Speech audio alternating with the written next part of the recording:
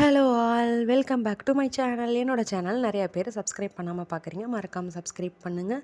பக்கத்தில் இருக்க பெல் ஐக்கானை கிளிக் பண்ணி வச்சுக்கோங்க. அப்போ தான் நான் போடுற வீடியோ உங்களுக்கு நோட்டிஃபிகேஷனாக வரும்.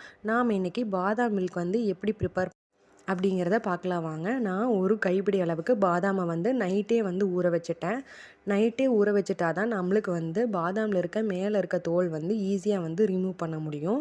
எப்போவுமே பாதாமில் என்ன டிஷ்ஷோ எந்த ட்ரிங்க்ஸோ ட்ரை பண்ணுறோம் அப்படின்னா எப்போவுமே பாதாமை வந்து நைட்டே வந்து ஊற வச்சிடணும். ஊற வச்ச பாதாமை வந்து மேலே இருக்க தோலை வந்து நீக்கி எடுத்து வச்சுக்கலாம். நான் இதுக்குள்ளே வந்து பூசணி விதையும் ஆட் பண்ணியிருக்கேன்.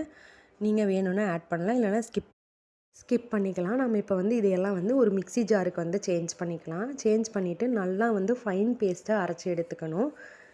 இதை வந்து நம்ம ஆல்ரெடி நைட்டு ஊற வச்சங்காட்டி நம்மளுக்கு வந்து நல்லா திக் பேஸ்ட்டாக தான் கிடைக்கும். இதை வந்து நம்ம ஒரு பவுலுக்கு சேஞ்ச் பண்ணிவிட்டு அதில் ஒரு பிஞ்ச் அளவுக்கு வந்து மஞ்சள் தூள் வந்து ஆட் பண்ணியிருக்கேன். நான் வந்து இதில் வந்து ஃபுட் கலர் எதுவும் ஆட் பண்ணல கலருக்காக. மஞ்சள் தூள் வந்து 1 பிஞ்ச் வந்து போட்டிங்கன்னா போதும், நம்மளுக்கு நல்லா கலராக கிடைக்கும். நல்லா கலந்து விட்டுட்டு நம்ம வந்து இதை வந்து ஸ்லோ ஃப்ளேம்லேயே வச்சுக்கணும். அப்போ தான் வந்து அடி பிடிக்காது. உங்களுக்கு வந்து எவ்வளோ கன்சிஸ்டன்சியில் வேணுமோ அந்த அளவுக்கு வந்து நீங்கள் வாட்டர் ஆட் பண்ணிக்கலாம்.